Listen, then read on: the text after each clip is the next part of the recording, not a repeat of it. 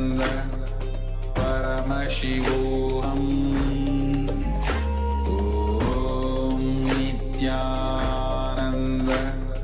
Paramashivoham Om Nityananda Paramashivoham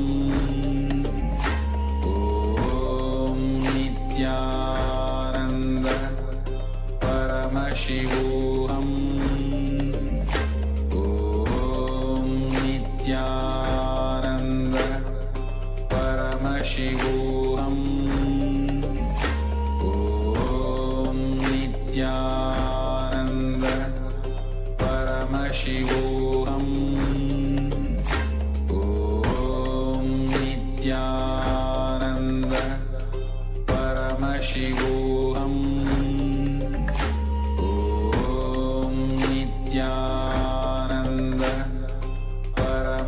Paramashivoham Om Nityananda Paramashivoham Om Nityananda Paramashivoham Om Nityananda Paramashivoham Om Nityananda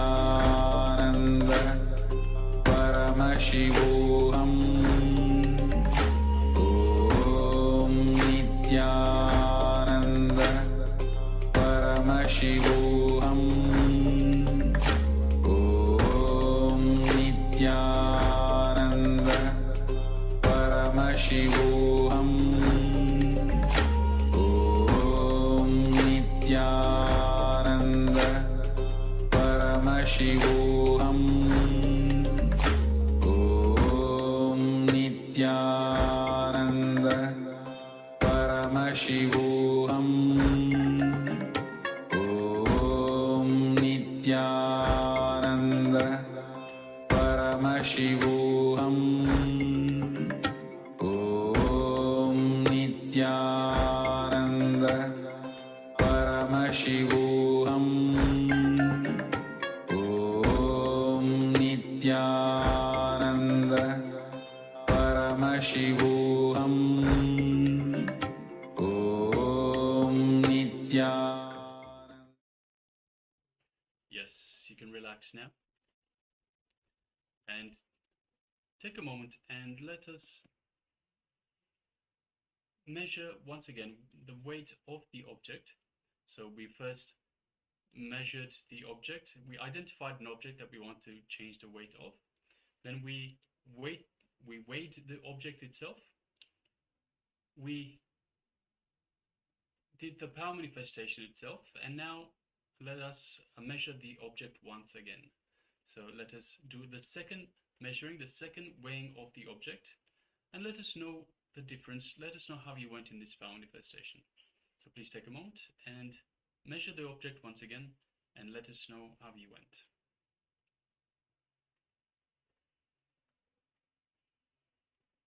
And it's important to understand the power manifestation. When you manifest this power of Laghima, it is from the oneness. It is from the oneness. So whether it is power of Laghima, Mahima, or the power of third eye, it is from the space of oneness, from that pure, powerful space that we start manifesting this power. That the space of pure unclutched, that we all of us are actually looking for or here are for, which is the very purpose of our existence, which is very our nature. And to realize that the oneness, that is our whole, Swamiji is giving the whole in every possible way, so that we realize this through, whether through power manifestation, through the powerful cognition, through the meditation technique. So give your full person when you are when you are going through this power manifestation. It is your, when you give your full effort, you are deepening. Swami says that again, when you give your 100%, when you have exhausted fully, then I come back. When I take, Swami says that if you take 100 steps, I'll take 1,000 steps towards you. So give your full 100% in the power manifestation. Yes, So take a moment to share if you have taken the second measurement of the object, and let us know what was the difference, what was the manifestation that you had just manifested. And also Ma Lichika, we pasted in the chat box the link to become a Digimahant. So if you want to raise yourself and others through the power of enriching and expand your contribution to Kailasa, you can become a Digimahant of Kailasa. So and not just for Ma Lichika, for anyone who wants to become a contributor, wants to enrich others, contributor to Kailasa, you can become a Digimahant, which is to become a social media representative of Kailasa. So to reach out to others through social media on Kailasa's behalf. Yes. So the link is provided for you in the chat box. So please feel free to go to the link and apply. Yes. So this is the best way, one of the best way you can become the enriching, when you will be enriching others. When, and Swami says again and again, if you are depressed or you want to enrich others' life, when you start enriching others' life, you start causing your own, you start enriching yourself and you start causing your own reality. The best way to cause others' reality, because there's no others. Others are the extension of you. When you are cause others' reality, you cause your own reality. So the best way to become is to become a Digimahant. And not only you'll be enriching through social media, you'll be using the latest AI tools to elevate your consciousness. And also, Swamiji says, when you do the work of Swamiji, Swamiji will do your work. So keep in mind, so this is, you become a representative of Kailasa, you do the work of Kailasa, you do the work of Swamiji. So Swamiji will be doing the work of you, you will be doing your work as well. So by taking, similar as we just mentioned, by taking one step towards Swamiji, Swamiji will take 100 steps towards you. So it's a very good way to have Swamiji in your life, to enrich others through Swamiji's work. So we have sharing from Ma Ananda Rupini. Yes, again, Very good, Ma. Thank you very much, Bart. So Ma Ananda Agora Rupini once again had a pair, it looks like a pair, from 11.6, so is that 116 to 115? It's actually 1.16 to 1.15. Is it? Yes. So there's a clear difference in the two measurements. So yes, thank you very Awesome. much, Ma. Very and good, Ma. congratulations, well done. Yes. So Swami says, very good, Ma. Actually, very good. And also, all of you also can start taking part in power manifestation with the object, with the weighing scale. And if you don't have the weighing scale, you can use download the app from the whether in your phone to measure the weight and take part in the power manifestation. Yes, 116. So from 116 to 115. Yes, very good. Yes, thank you very much, Ma. And Ma Nityagora Swarupini, we can see you're measuring the object as well. Yes. If you have manifested, let us know. You can share that. And even if there is no change, you can share that as well. Okay. Meanwhile, shortly we'll be starting with the next session, which is going to be on being versus doing. Swami says again and again, how causing others reality, as we have just been mentioning again and again, that causing others reality is the best way to cause your own reality. When we cause others reality, we enrich others. And Swami, actually one of the satsang I remember, in this long journey, wherever you are helping other person to raise their consciousness. And this is in this long journey, wherever you are and helping others to raise their consciousness and taking help from others to raise your consciousness. So this long journey is all about enriching others. So let's get started with this session where Swamiji is going to reveal much more about being versus doing.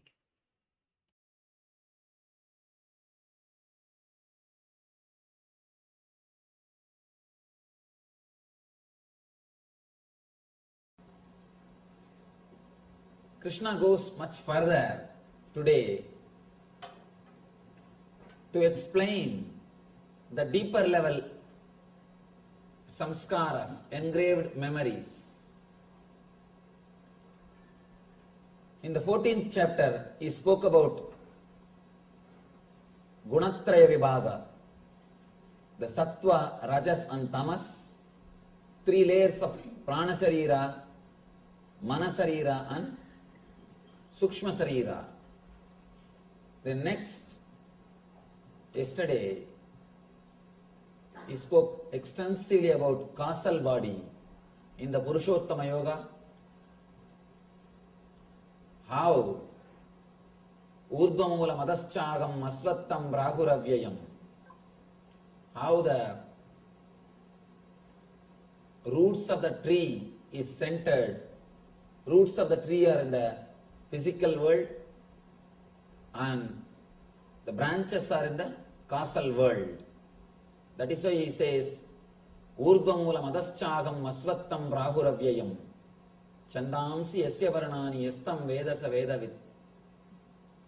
The roots are, usually the roots of the tree will be in the ground, under the ground, unknown space, and the leaves will be in the known area, known space. But this tree is opposite. The leaves are in the unknown space, the causal layer, the underground area. The roots are in the known space, conscious space, the physical world.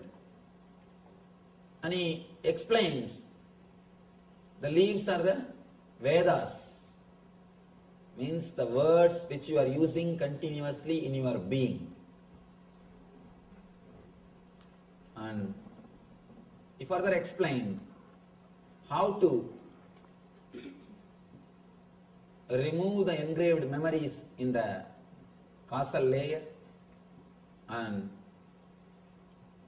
how to program the causal layer towards bliss, towards eternal consciousness. Now he goes one layer deeper, the cosmic layer. He speaks about the Daiva Asura Sampat, the qualities of divine and demon. Both, the beauty is both words have got same root. Of course, it is not accidental, because both qualities are rooted in the same energy. Just a simple decision. When you choose the word you become divine. When you choose the word me, you become demon. That's all. Same energy. Ramakrishna says beautifully, no energy can be destroyed. Your love can never be destroyed. It has to be turned. It has to be turned. There is one more beautiful example of Ramakrishna. He says, as long as the calf says aham, aham, the calf, as long as it says hum, hum, it has to work, suffer, and it will be beaten, all torture. Once it is killed and out of that skin they will make a music instruments. When you beat that, it will start saying tumi, tumi, tum, tum. As long as it says aham, aham, it will have suffering. When it starts saying tum, tum, it will start singing the glory of divine. It will be used for divine purposes. Beautiful simile, beautiful example. Of course, I am not able to exactly translate. In colloquial Bengali, he explains. As long as you have that idea, aham, aham, ami, ami, me, continuously, you will be demon for yourself and for others. The moment the cognitive shift happens in you, you will be a blessing for yourself and for others. Here, in the causal layer, you have all the engraved memories. All the engraved memories are stored. But in the deeper level, in the cosmic layer only, you decide. You decide, you are me. Let me explain it a small diagram where we take that decision. How usually our mind receives the data and processes, and how the cognitive shift can happen in our being. By now I think all of you know the drawing. Just for the sake of newcomers, I'll give a simple explanation. You receive information through eyes. For example, this scene. The file goes to Chakshu. In the Chakshu, the whole file is converted into digital file. Whatever scene you are seeing, that is converted into a biosignal file so that the file can be processed. The file goes to Chitta, where the excluding process of neti, this is not happens. Where you understand this is not a tree, this is not a plant, this is not an animal. Then the file goes to mind. Mind starts identifying. This is it, this is it. This is a man. He is standing with a saffron robe. He is taking class. The idea comes. Then the file goes to Buddhi. Buddhi compares with your past experiences. Your past experiences with the person. For example, with me, if your past experiences are good, if you are happy, or your whatever you heard, if you feel positive, then the file, the Buddhi writes, yes. If you feel it is waste of time, or if you don't feel in tune with my ideas or the time which you spent, if it was not pleasant, then the Buddhi writes no. The file goes to ego.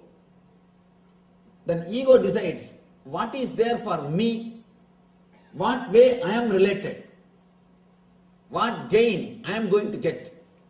If some way I am going to have the gain, ego says yes, let us sit here and listen. And if there is no gain for me, if I am not going to be enriched, then ego naturally says no. Then according to the ego's instruction, you decide.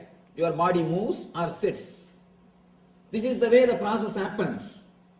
This is the spot where you choose what is there for me.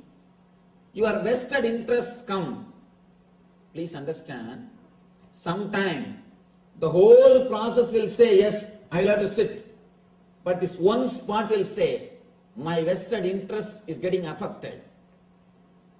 Then you will never be able to sit. This whole thing may accept what you are doing. But if this one thing is not ready, the whole decision will be changed. And same way, if whole thing says no, if this one thing says yes, you will decide yes.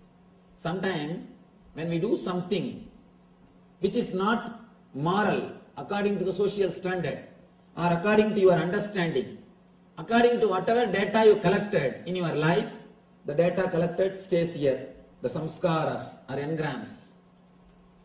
You have so many data, so many informations. The data is available here. According to your data and the whole process, the final report comes no. But suddenly your ego feels, I get strengthened by doing this activity. Let me do it.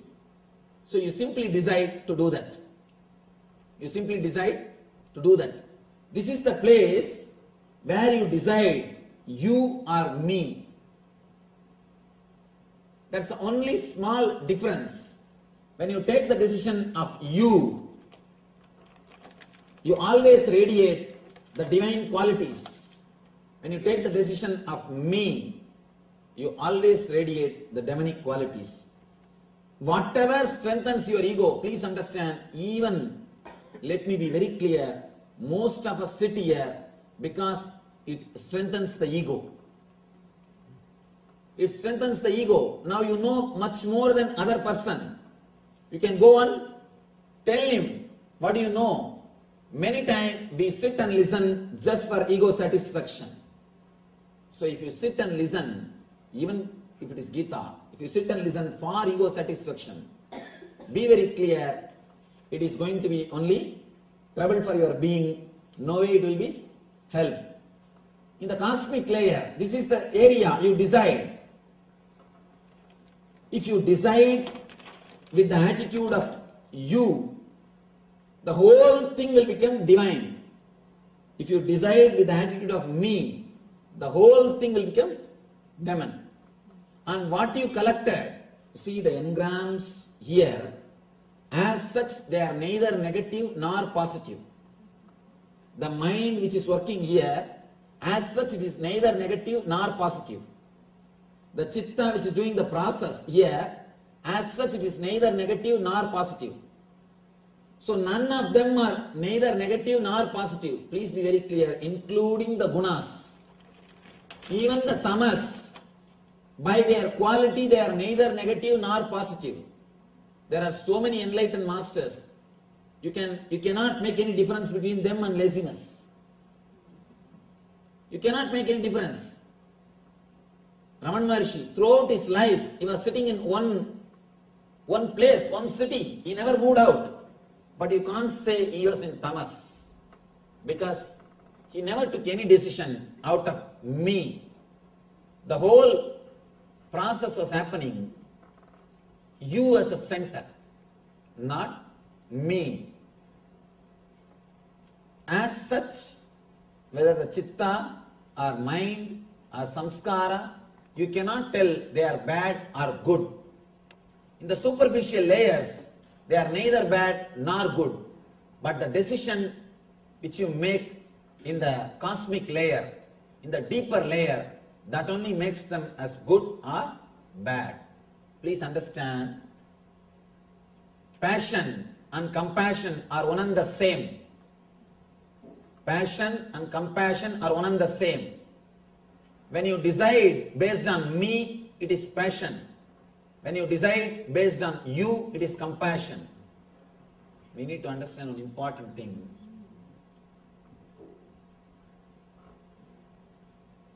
Whenever it is passion, it will be strong in our being. But when it becomes compassion, it will not have that much of intensity. Means, be very clear, your compassion is also just a pseudo expression. Maybe for name and fame's sake, not for anything else. If you don't have that intense compassion, the way in which you experience passion, with the same intensity, if you don't experience compassion, be very clear, all your activities are purely out of ego. Including this Gita Jnana can become ego when the decisions are taken out of I and me. If the decisions happen out of you, not this Gita Jnana, even ordinary activity which you do in your life can become divine. See, we don't have to work on the doing, we need to work on the being. Doing can never lead you to anything. As long as you believe doing can lead you to ultimate, you are called karmagan, the person with karma. It is called Puramimamsa. Only when you understand the being can lead you to the ultimate, you are called Uttaramimamsi. In Vedas, there are two major portions. People who believe in doing, people who believe in being. People who believe in transforming the being, they are called Vedantis. People who believe the transformation ultimate can be achieved by doing, they are called Karmagandis. They continuously believe in doing. Of course, ultimate can be achieved only by working on the being, not on the doing. If you try to work on the doing, either you will suppress or express. Either you will suppress or express. Continuously you will be fighting with yourself. Nothing else will be achieved. A man who can transform his being, only he can achieve the ultimate. Whether demon or divine, it is decided only on that one point. When you receive the data, process it and deliver the result or command, how the command is delivered, what is the center from which the command comes out. The command comes out thinking this one statement, what is there for me? What is there for me? What is there for me? Whatever you may do, including meditation, it will be only ego satisfying.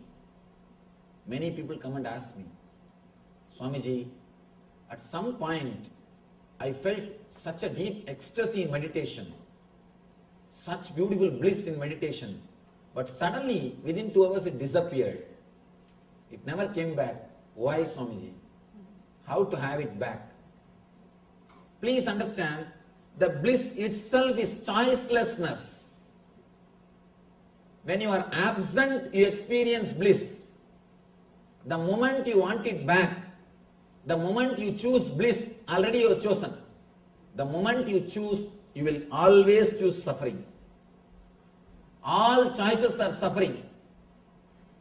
And bliss is choicelessness. The moment you want to grab it, the moment you want to have it, when you are blissful, you allowed the bliss to possess you. The moment you want to possess the bliss, you will make it as suffering. When you want to possess, you wanted that to strengthen your ego. The decision is from you. Decision is from me. The attitude me. The attitude me decides. The moment the attitude I and mine, me, that when that decides to destroy the bliss, you can no more be divine. When you are in blissful, you just set a capital no to me, the me idea. Just you are relaxed in the you idea. The moment you wanted to possess the bliss, you said yes to your me idea. Please understand, I have to use this me and you word properly. You need to understand that me and you word properly. When I use the word me, I mean ego. When I use the word you, I mean the whole existence. When you are not there, whatever is there is existence. When you are not there, whatever is there is divine. You make demon by bringing the idea me in you. The moment you bring the idea me, whatever is demon.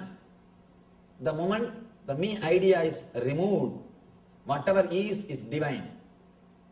With me idea, whatever you do, whether it is meditation or rituals or whatever, receiving the knowledge, learning, everything will only strengthen the ego.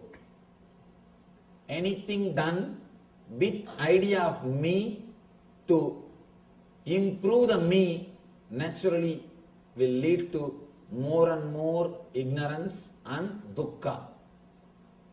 Anything done with the idea of you,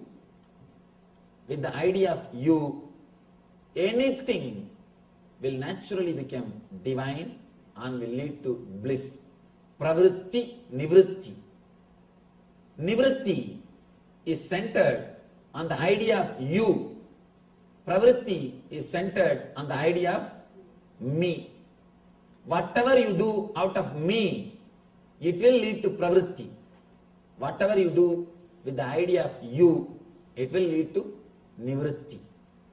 As long as you feel this is your boundary, here your boundary ends and here the universe starts, you will be continuously fighting with existence. You will be continuously fighting with nature. You will be continuously fighting with the whole. Please be very clear. Part can never succeed when you fight with the whole. When it fights with the whole. Continuously, whatever you think, speak and do based on the one idea, me, it will lead to more and more complications, more and more dukkha. Here, Krishna starts explaining beautifully the nature of demonic nature and divine nature. Sri Bhagavan Uvacha. Again, throughout this chapter, only Bhagavan speaks. In the first chapter, only Arjuna is speaking. Bhagavan is silent. Means completely is expressing his ego. Almost the chaos is happening. He is mad, confused. He is just vomiting, quoting all the morality, whatever he learnt, quoting everything, he is speaking. Slowly he comes down to the next level. He is allowing the Bhagavan to speak and the conversation is happening. First, he is expressing him, not letting Bhagavan speak. Then he comes down to the level of conversation. Bhagavan also speaks, he is also speaking. Then he comes to the level of little more listening. Now practically he is silent. In the 15th chapter and 16th, both the chapters, he is silent. He is not uttering a single word. That's what I told. No questions, only doubts. All the questions have disappeared. Now only small doubts. Means he is asking for more tips, more clarification, more understanding. Bhagavan Uvacha Abhayam Sattva Samsuddhir Jnana Yoga Vyavastitihi Dhanam Tamascha Yajnasya Swadhyayastava Arjavam Ahimsa Satyam Akrodas Tyagas Santirabaysunam Taya Bhudeshvaloluptam Mardavam Hrira Chapalam Tejatshama Drudisaucham Adroho Nadimanitaha Bhavanti Sambadam Daivim Abhijadasya Bharata.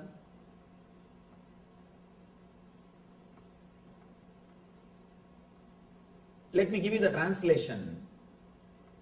Bhagavan says, fearlessness, purification of the being, cultivation of spiritual knowledge, charity, and centered on the being, performance of sacrifice and accumulating knowledge, austerity, simplicity, non-violence, truthfulness, freedom from anger, renunciation, tranquility, aversion to fault finding, compassion for all living entities, freedom from covetousness, gentleness, modesty, steady determination, vigor, forgiveness, fortitude, cleanliness, and freedom from envy and from the passion for honor.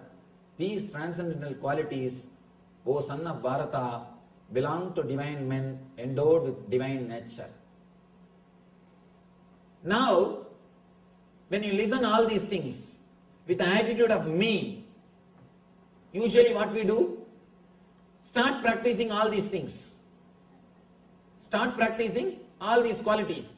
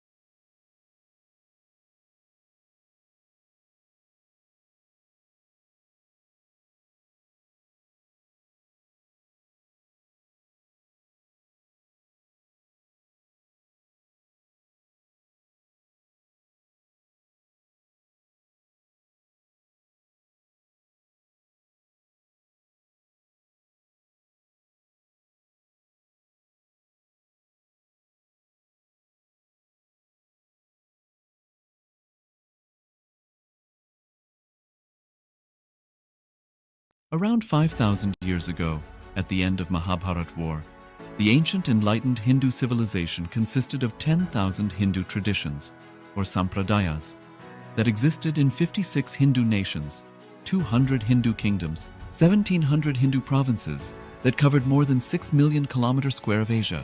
The Supreme Pontiff of Hinduism, SPH, Bhagavan Sri Nityananda Paramashivoham, is the reviver of Kailasa, this ancient enlightened Hindu civilizational nation. Kailasa is an unbroken cultural, religious, historical, civilizational, and sovereign continuation and revival of multiple of these historical Hindu sovereign states and Hindu ecclesiastical entities. The unbroken continuity of these ancient Hindu nations through Kailasa results in the legal recognition of Kailasa as per the international customary law, particularly the doctrine of continuity.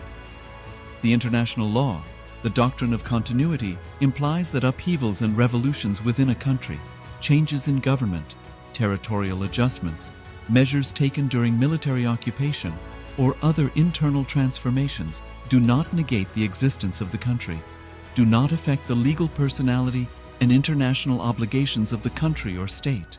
The Vienna Convention on Succession of States in respect of treaties, 1978, addresses these principles of the doctrine of continuity as it outlines international law during situation of state succession or continuation. International law recognizes a state's legal personality by recognizing its identity. This perspective extends even during the period when the given state or country is annexed or occupied by a foreign power.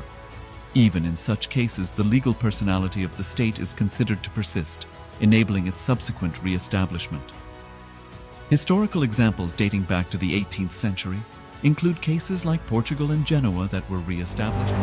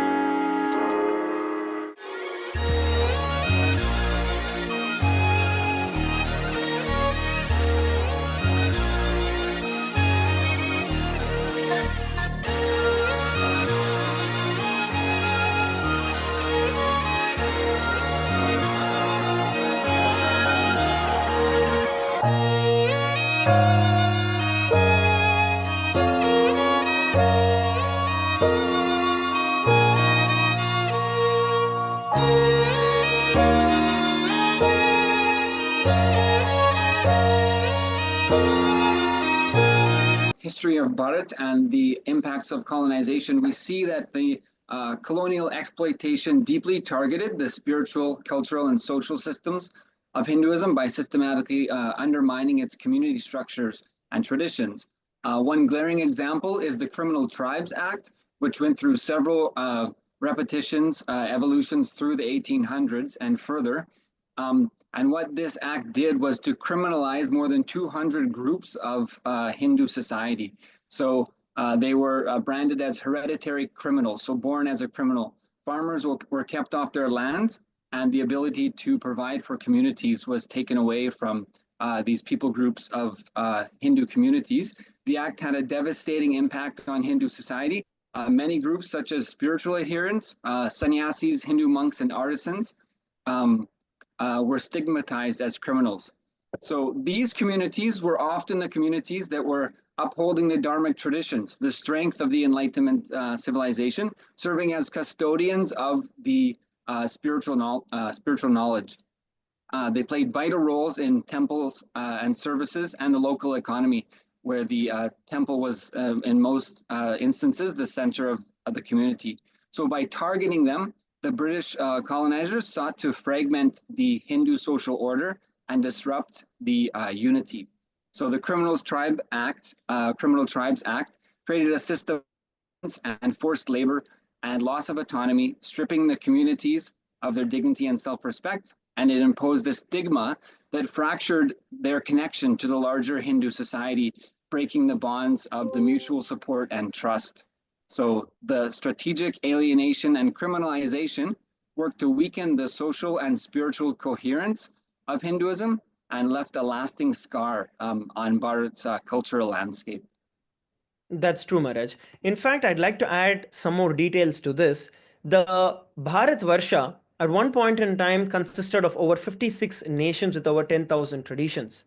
When we look at the Criminal Tribes Act, right, of the 1871, at that time, by the early 20th century, there were over 150 communities that were actually classified as criminal tribes across British India. And the number of people it actually targeted was about 13 million people, representing about 5% of India's population at that point in time.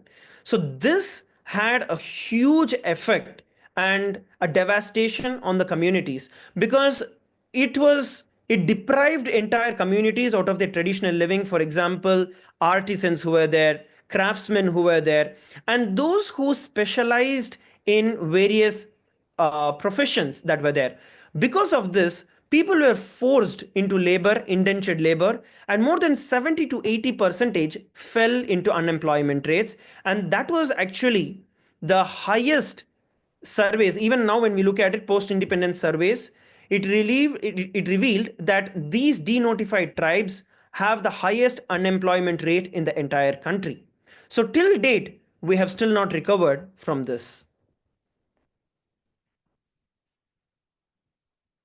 Yes, Maharaj, just wanted to also add about how, as you had mentioned, the recent Oxfam report, which said that more than 67 trillion US dollars were taken out during the colonial period.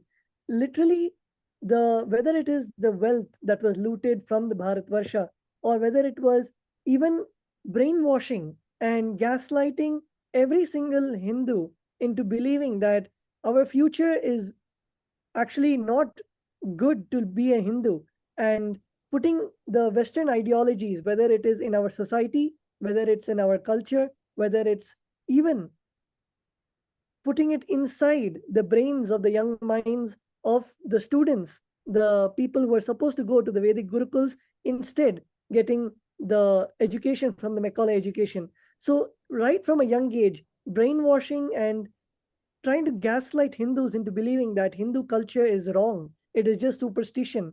It is just some kind of myth. You're following a mythology, and discrediting the whole history that we have in the name of myth, and the culture that we have in the name of superstition, and just superimposing their slavery ideas into the Hindus, and thereby just washing away the whole Hindu economy, Hindu culture, Hindu traditions, and the whole Hindu civilization.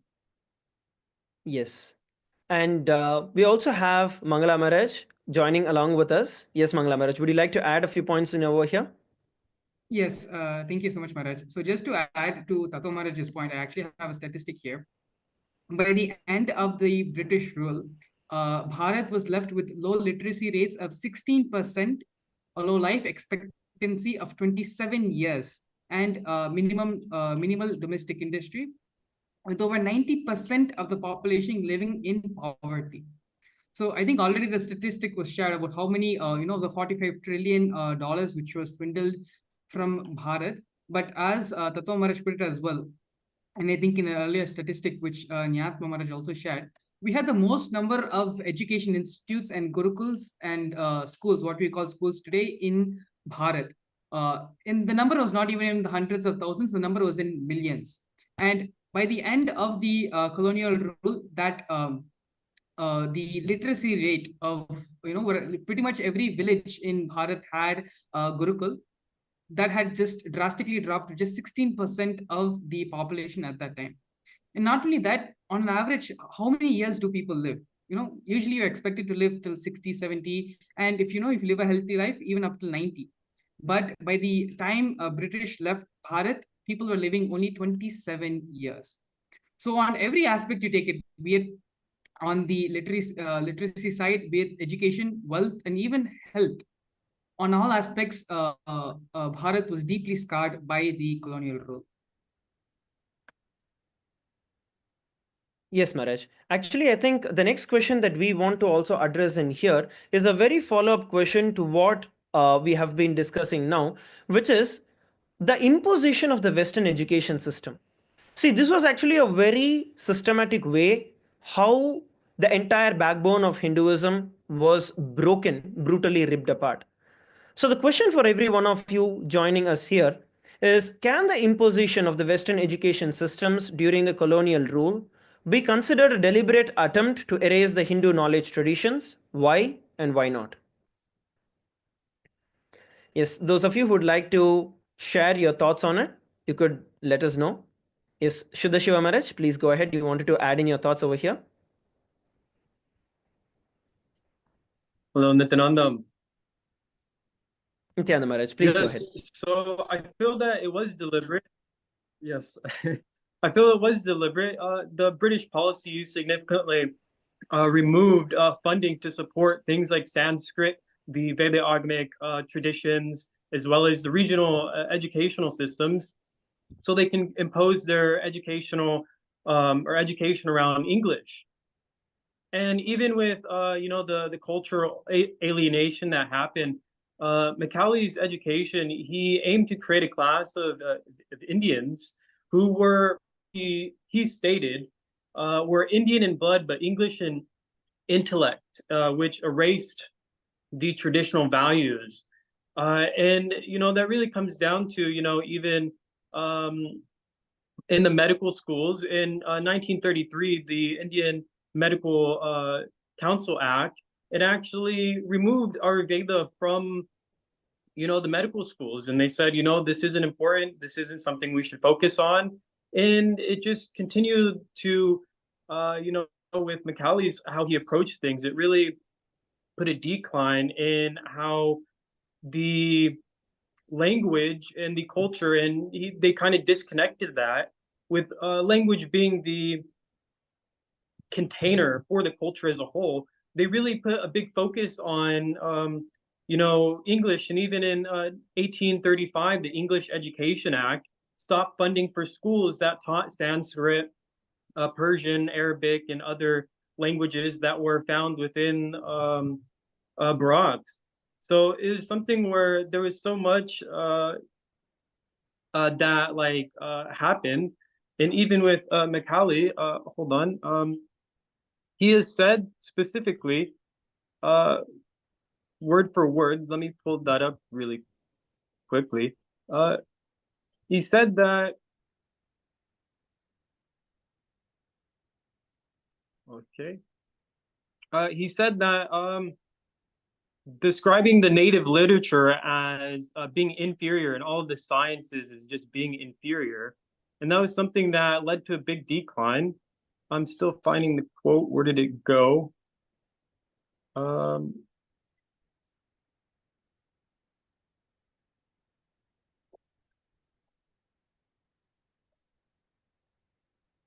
Yes, actually, Maharaj, I would like to add in while you're pulling out the exact quote as well, right? It's actually a very important part. In fact, these records are even there in the British records. In 1823, William Adam, who was a British surveyor, he reported just in Bengal and Bihar alone, there were over 100,000 schools that were there. That is like a school for every 400 students who were there at that time. Apart from that, as Mangala Maharaj had mentioned, 700,000 gurukuls that were there before the colonial interference.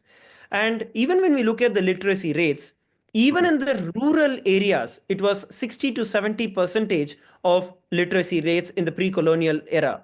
But if you look at it in comparison to the European countries, which was less than 20%. And the Gurukul systems also had education for all sectors and all communities and castes, where 25 to 30% were actually from the lower caste. This is actually as per the British records itself.